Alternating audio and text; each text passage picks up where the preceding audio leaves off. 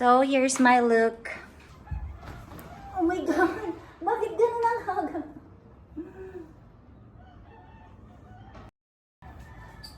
Uy! Mami, i-repeat ako.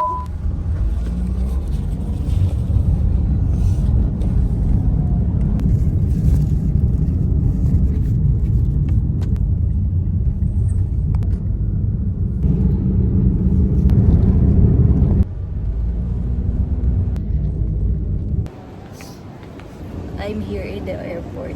Tulog ako sa hagdan. Naka-heels kasi ako. Ngayon ko lang makikita ko ano yung mga sugat ko. Ano pa nakikita? Oh, ito pa. Tapos ito pa. Tapos ito. Then yung nasira, naputol siya. Medyo okay na ako guys. Kalmado na ako. Kumakain ako ng 3 ni Tita Ana. Thank you Tita Ana. Ang sarap. Binaon ko sa airport.